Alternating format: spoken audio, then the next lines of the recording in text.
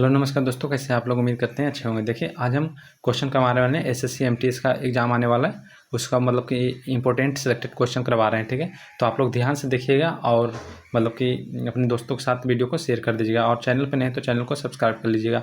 Daily हम 25 question करवाते हैं, तो 25 क्वेश्चन सेलेक्टेड कराते हैं, क्योंकि इसको सिलेक्ट करने में थोड़ा बहुत मेहनत लगता है हमको। ठीक है, तो मेहनत लगता है तो फिर आप लोग भी थोड़ा सा हमको सपोर्ट करिएगा, तो फिर हम भी आपके लिए बहुत ही अच्छा क्वेश्चन मतलब कि सिलेक्टेड लाएंगे। तो चलिए हम शुरू करते हैं। ठीक है, देखिए पहला क्वेश्चन है कि टाइफाइड से शरीर का कौन सा अंग प्रभावित होता है? तो बताइए, टाइफाइड से कौन सा अंग प्रभावित होता है?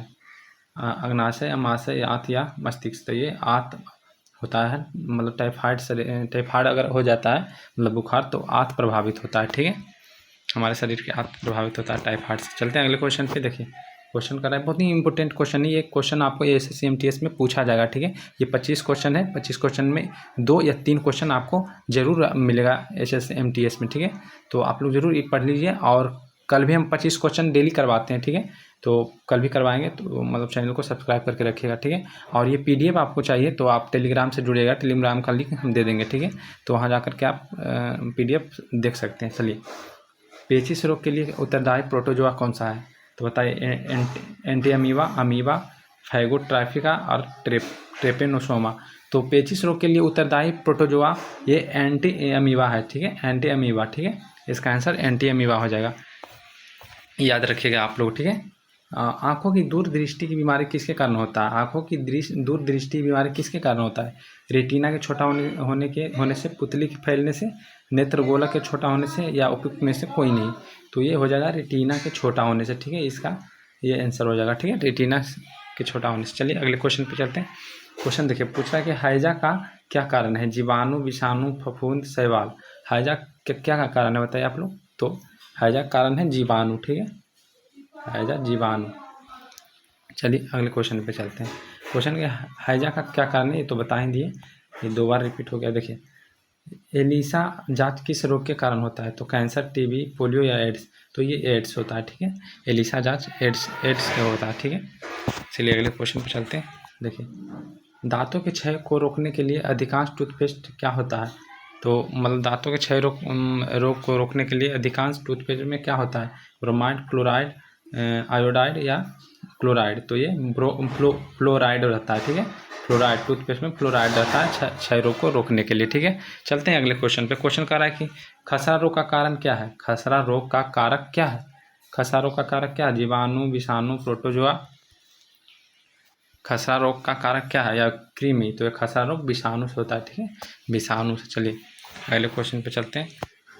कैंसर के उपचार में निम्नलिखित में से किसका प्रयोग किया जाता है? इलेक्ट्रोथेरेपा, साइकोथेरेपा, कीमोथेरेपा या फिजियोथेरेपा? बताइए, कैंसर के उपचार में निम्नलिखित में से किसका उपयोग किया जाता है?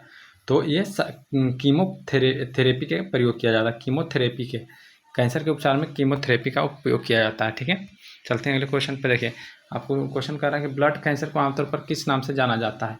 तो ल्यूकोडर्मा, ल्यूकेमिया या अनीमिया या होमोफिलिया? तो ये इसका आंसर हो जाएगा ल्यूकेमिया। ठीक है, ल्यूकेमिया। ब्लड कैंसर आमतौर पर ल्यूकेमिया के नाम से जाना जाता है। ठीक है, चलते हैं अगले क्वेश्चन पर। शरीर के किस अंग को खराबी से मधुमेह रोग प्रकोप होता है? मतलब शरीर के किस अंग को खराबी से मधुमेह रोग प्रकोप होता है? कौन सा अंग अगर आपका खराब हो जाता है तो मधुमेह हो जाता है? ये पूछ रहा है, शरीर का कौन सा अंग खराब हो जाता है तो मधुमेह हो जाता है? तो बताइए आप लोग। तो इसका आंसर हो जाएगा लीवर, किडनी या पेनक्रियास या हृदय? तो इसका आंसर हो जाएगा हृदय। ठीक है, चलते हैं अगले क्वेश्चन पे। शरीर के किस अंग की खराबी से मधुमेह रोग होता है? तो अभी बताएं। देखिए, मियादी ज्वार किस कारण से होता है? बताइए, मियादी ज्वार किस कारण से होता है? बहुत ही इंपॉर्टेंट क्वेश्चन है। वायरस से, जीवाणु से, फफूंद से, इनमें से कोई नहीं होता है। तो ये जीवाणु से होता है। ठीक है, जीवाणु से। चलते हैं अगले क्वेश्चन पे। डेंगू बुखार किस रोगवाहक द्वारा संचित होता है? डेंगू बुखार किस रोगवाहक द्वारा संचरित होता है? तो क्यूलेक्स फटिगन या एनाफिलीज कल्सिफेसिज या एडिज एजिप्टी या मंसोनिया यूनिफॉर्मिस? तो डेंगू बुखार आप लोग जानते हैं एडिज एजिप्टी के कारण होता है। ठीक है, एडिज एजिप्टी मच्छर के काटने से होता है। ठीक है, चलते हैं अगले क्वेश्चन पे। क्वेश्चन का निम्नलिखित में से कौन सी बीमारी पानी द्वारा नहीं होती है? बताइए, निम्नलिखित में से कौन सी बीमारी पानी द्वारा नहीं होती है? फ्लू, टाइफाइड, हैजा, या एमीबियासिस बताइए इसका आंसर। देखिए इसका आंसर फ्लू, ये बीमारी पानी द्वारा होता है, टाइफाइड भी पानी द्वारा होता है, हैजा भी पानी द्वारा फैलने वाला रोग है। इसका आंसर हो जाएगा एमीबियासिस, ठीक है, एमीबियासिस। चलते हैं अगले क्वेश्चन पे। क्वेश्चन करा, निम्नलिखित में से कौन सी बीमारी पानी द्वारा नहीं होती, ये तो अभी बताया है। निम्नलिखित में से पोलियो का कारण होता है, बताइए। क्वेश्चन कर रहा है कि निम्नलिखित में से कौन पोलियो का कारण होता है, कौन सी बीमारी पोलियो का कारण होता है।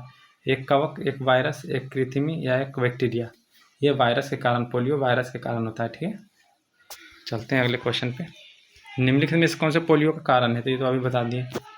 ल्यूमोनिया रोग मानव शरीर के किस अंग को ग्रसित करता है, बताइए। न्यूमोनिया रोग मानव शरीर के किस अंग को ग्रसित करता है। न्यूमोनिया हो जाता है, आप लोग को पता है, तो न्यूमोनिया के मतलब कौन सा अंग ग्रसित हो जाता है, ये फेफड़ा हो जाता है, ठीक है।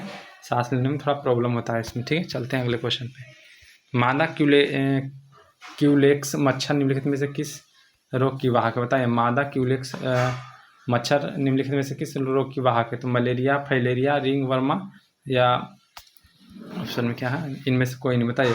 तो इसका आंसर हो गया फाइलेरिया, ठीक है। मादा क्यूलेक्स मच्छर फाइलेरिया फैलाता है, ठीक है, फाइलेरिया रोग होता है। चलिए, विल्सन रोग एक आनुवंशिक विकार है जिसमें से अत्यधिक मात्रा में शरीर में संचित होता है, बताइए। विल्सन रोग एक आनुवंशिक विकार है जिसमें से अधिक मात्रा में शरीर में संचित होता है, तो ये तांबा होता है, ठीक है, तांबा। चलिए अगले क्वेश्चन पे चलते हैं। विल्सन रोग एक आनुवंशिक विकार है जिसमें से अत्यधिक मात्रा में शरीर, ये तो अभी बताया है, बहुत ही इंपॉर्टेंट क्वेश्चन है, ठीक है, आप लोग जरूर कर लीजिएगा। ल्यूकेमिया, देखिए ल्यूकेमिया एक प्रकार का कैंसर है जिसमें असाधारण बढ़ोतरी होती है, तो बताइए इसमें से क्या बढ़ोतरी होती है। ल्यूकेमिया एक प्रकार का कैंसर है, तो इसमें बढ़ोतरी क्या होती है, तो ये श्वेत रक्त कोशिकाओं की संख्या में बढ़ोतरी होती है, श्वेत रक्त कोशिकाओं की संख्या में बढ़ोतरी होती है। चलते हैं अगले क्वेश्चन में। पोलियो किसके संक्रमण के कारण होता है, तो पोलियो यकृत के संक्रमण के कारण होता है, यकृत में संक्रमण होता है तब पोलियो होता है, ठीक है। चलते हैं अगले क्वेश्चन पे।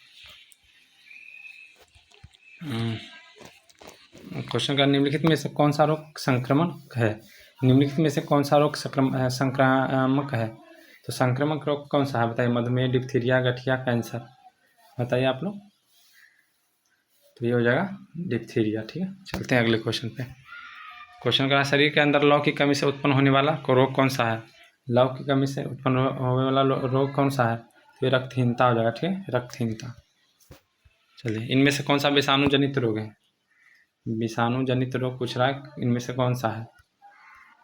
बेरी, खसरा, सूखा रोग, सिफिलिस, तो ये खसरा हो जाएगा, ठीक है, खसरा विषाणु जनित रोग है। चलते हैं अगले क्वेश्चन पे।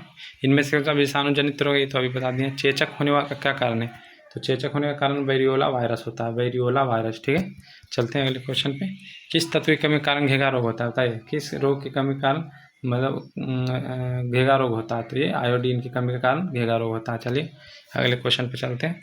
आयोडीन की कमी के कारण क्या होता है, अभी जस्ट ये क्वेश्चन बताया, आयोडीन की कमी के कारण क्या होता है, तो ये घेगा रोग होता है, ठीक है, घेगा रोग। चलते हैं अगले क्वेश्चन पे।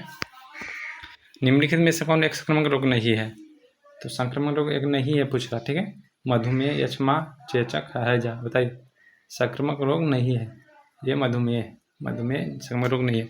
तो आज हम इतना ही रखते हैं, और कल भी 25 क्वेश्चन आपको करवाएंगे, ठीक है। इंपॉर्टेंट मतलब सिलेक्टेड क्वेश्चन लाने में थोड़ा सा मतलब कि हमको मेहनत करना पड़ता है, तो इसलिए थोड़ा सा हम मतलब लेट हो जाते हैं, ठीक है। तो 25 ही क्वेश्चन करवाएंगे, ठीक है, ज़्यादा सिलेक्टेड नहीं हम कर पाते हैं, क्योंकि क्वेश्चन मतलब कि हमको सिलेक्ट करने में बहुत ही इधर उधर से लाना पड़ता है क्वेश्चन, तो सब एनालिसिस करते हैं तब जाके ऐसा क्वेश्चन हम बनाते हैं, तब आप लोग को पढ़ाते हैं, ठीक है। तो आप लोग ज़रूर करिएगा ये क्वेश्चन, और ये बहुत ही फ़ायदेमंद है आपको। SSC MTS का अगर तैयारी कर रहे हैं तो ज़रूर करिएगा, और ये एग्ज़ाम के लिए बहुत ही मतलब पावरफुल है, ठीक है, आपको एग्ज़ाम में देखने को मिलेगा। अगर आप लोग दोस्तों के साथ ये वीडियो शेयर कर दिएगा तो मेरा भी मेहनत मतलब कि क्या कामयाब हो जाएगा। तो आप लोग दोस्तों के साथ भी शेयर कीजिए वीडियो, और चैनल पे नए तो चैनल को सब्सक्राइब करके रखें, ताकि मतलब जैसे ही हम वीडियो लाएँ आप तक सबसे पहले पहुँचे। तो फिर मिलते हैं अगले वीडियो में, तब तक के लिए धन्यवाद।